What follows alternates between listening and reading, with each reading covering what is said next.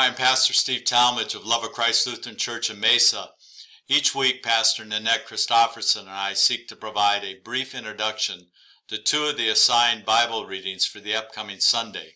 In this video, we're going to take a look at Proverbs 8, 1-4, and verses 22 to 31. This is the Old Testament reading, the first lesson for Sunday, June 12th, 2022.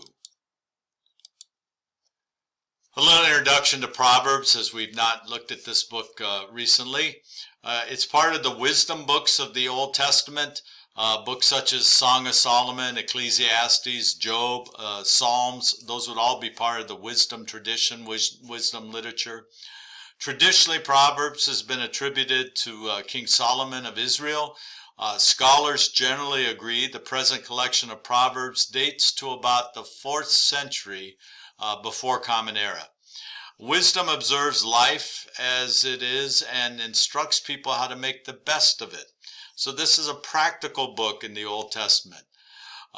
It's a parallel to what we see in our contemporary bookshelves of how to succeed in life that are often very popular. These are just practical sayings that if one applies them in their lives, ideally life will go well for them.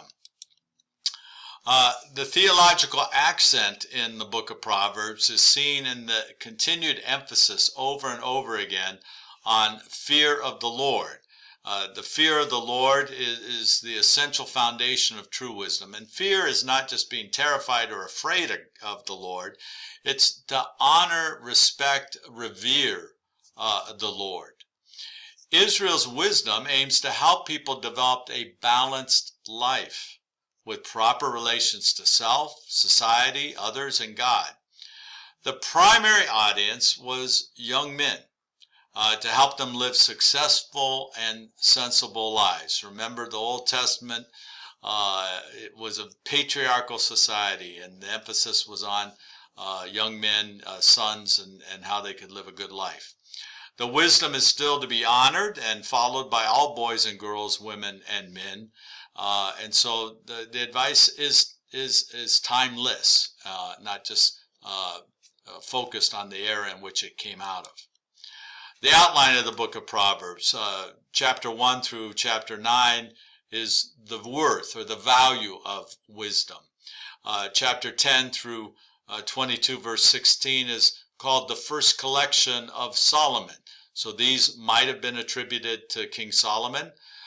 22 to 17 and 20 through 24 to 34 are just sayings of the wise. And then 25 verse 1 to 29, 27 is a second collection of Solomon Proverbs. And this one was copied by Hezekiah's officials. Then at the end of the Proverbs, we have an appendix, chapter 30 through 31, which have three little sections. We have the words of Agur, the words of Lemuel, and then a familiar part of Proverbs is the Proverbs regarding the ideal wife. The purpose of the book is contained in the first part of the book, chapter 1, verses 1 to 7. We hear these words: "The Proverbs of Solomon, son of David, king of Israel, for learning about wisdom and instruction, for understanding words of insight, for gaining instruction in wise dealing, righteousness, justice, and equity, to teach shrewdness to the simple, knowledge and prudence to the young. Let the wise also hear and gain in learning, and the discerning acquire skill."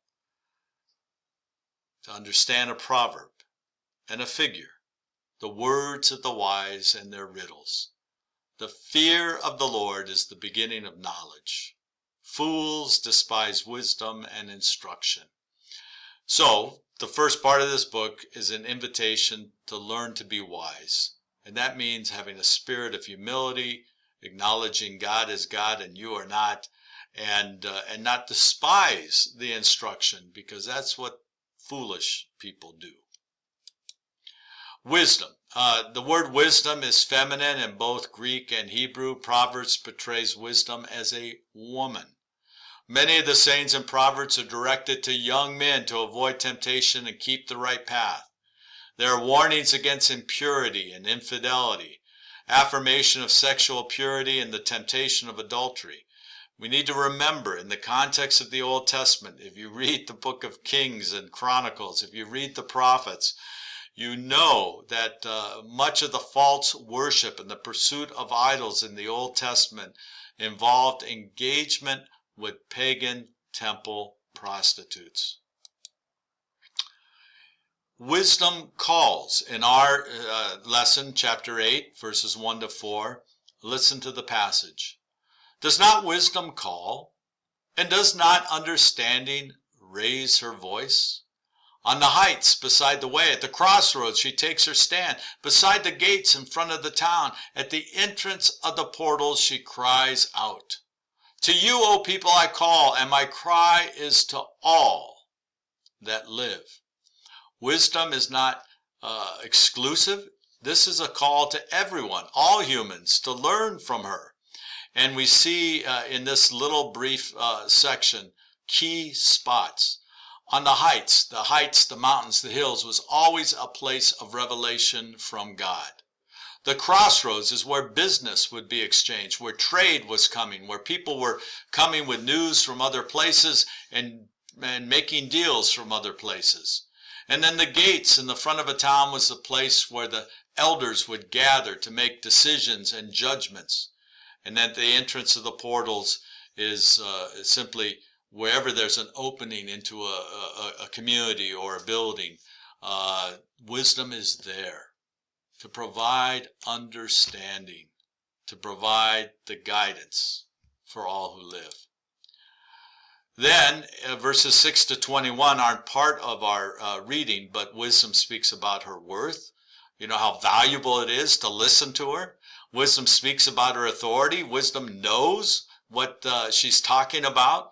And then wisdom speaks about her rewards, that there are positive consequences that are linked to listening, learning, and following the words that wisdom presents. Then we have our remaining section of this lesson, and that is wisdom's part in creation. Verse 22, wisdom was with God from the beginning of God's creation. And if we read the rest of the verses, you would see where wisdom was present as creation unfolded, kind of a mini summary of Genesis 1 and 2. Then verses 30 to 31, then I was beside him meaning God, the Creator, like a master worker, and I was daily his delight, rejoicing before him always, rejoicing in his inhabited world, and delighting in the human race. I think this is a wonderful little ending to our lesson of how wisdom, present with God in creation, felt about humanity from the beginning. There was joy, there was delight in the creation of our race. As we look at this little brief introduction to the book of Proverbs, Proverbs is an invitation to learn the wisdom of God, which supersedes creation, including humanity. These ancient words carry essential truths for living a life pleasing to God. If you haven't spent any time in the book of Proverbs, I invite you to just read through them. You can read pieces of them, and you'll see there are nuggets that truly do speak to our world and our time today. They're not just meant for young men 2,000, 3,000 years ago.